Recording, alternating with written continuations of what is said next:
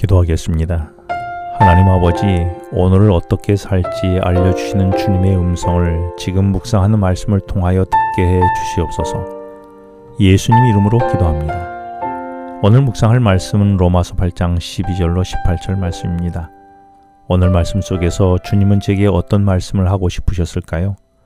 오늘 말씀은 지난 7장 1절과 같이 형제들아 라는 말씀으로 시작합니다. 바울은 무언가 간곡히 당부하려고 할 때에 이렇게 부르곤 했습니다. 그렇다면 오늘 본문은 바울의 어떤 간절한 호소가 담겨져 있을까요? 13절에서 바울은 육신을 따라 살면 반드시 죽을 것이라고 했습니다. 왜 육신을 따라 살면 반드시 죽을까요? 왜냐하면 육신은 아무리 잘 사는 듯 보여도 화려하고 꾸며도 결국 고깃덩어리에 불과한 육체는 죽어 썩어 사라질 존재이기 때문입니다. 그래서 12절에서 육신대로 살 것이 아니니라 라고 했습니다. 그런데 12절에서 육신대로 살아서는 안 되는 또 다른 이유를 우리가 빚진 자이기 때문이란 것입니다.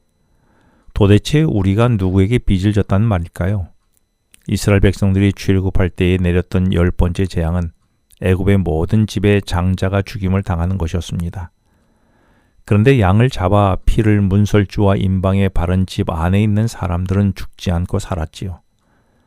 그런데 좀 더 정확하게 말하면 양의 피를 바른 집의 장자가 죽지 않은 것이 아니라 사실은 어린 양의 피를 문에 바른 집의 장자를 대신하여 장자 되시고 독생자이신 어린 양 예수 그리스도가 어린 양의 피를 바른 집 안에 장자를 대신하여 그날 밤에 죽임을 당한 것이었습니다.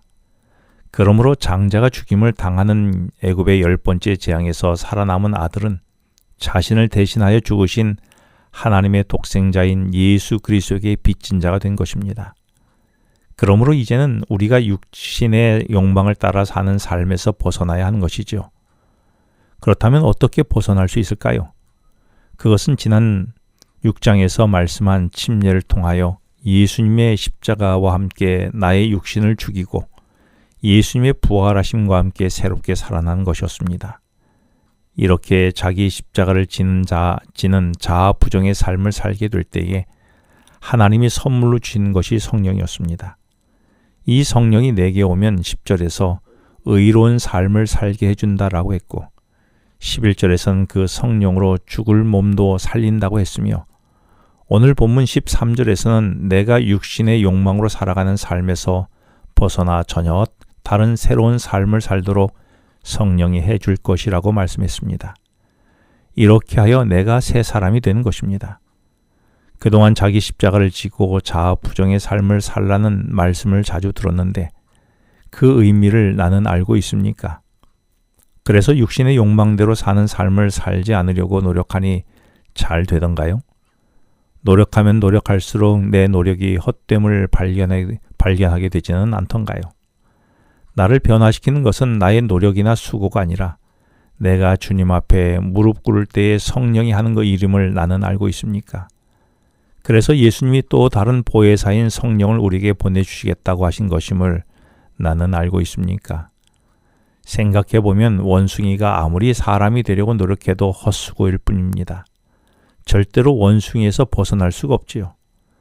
내가 육신에서 벗어나려고 아무리 수고해도 그 근본에서 우리는 벗어날 수가 없습니다. 오히려 피곤하고 더 지칠 뿐입니다. 근본이 바뀌어야 되지요. 그 근본을 바꾸는 일을 14절에서 성령이 하신다고 말씀하십니다.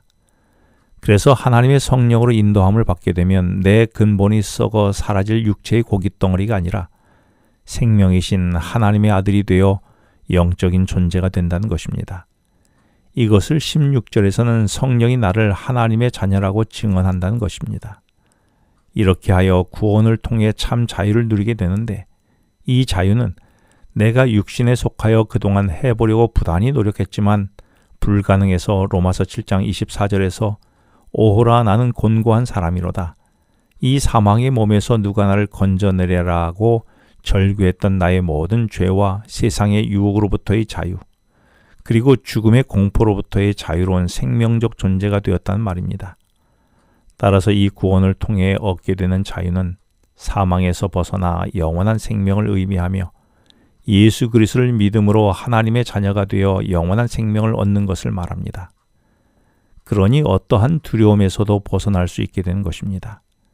이런 자유함이 있는 자에 대하여 15절은 너희는 다시 무서워하는 죽게 하는 죄의 종, 썩어 사라질 육신의 종의 영을 따라 살지 않고 이제는 하나님의 아들로 입적이 되었으니 이제는 하나님을 아버지로 부르게 되었다라고 말씀합니다. 이렇게 하나님을 아버지로 부르게 되었다는 말에는 하나님의 자녀로서 하나님을 닮은 존재가 되었다는 말과 함께 17절에서는 하나님의 상속자가 된다는 말이기도 하다고 말씀합니다. 그런데 하나님의 상속자가 된다는 것은 그동안 내가 세상에서 누렸던 것을 포기하는 고난도 있다는 말입니다. 이 말은 원숭이가 사람이 되면 원숭이로서의 살던 것들을 포기해야 함을 말하는 것입니다. 그런데 18절에 보면 이 고난과 포기는 내가 누릴 것에 비교하면 아무것도 아닌 것입니다. 내게는 성령의 지배 아래 있어서 하나님의 자녀로서 누리는 참 자유함이 있습니까? 그리고 나는 하나님을 아빠, 아버지라고 부르고 있습니까? 하나님과 나는 그런 관계가 맞습니까? 기도하겠습니다.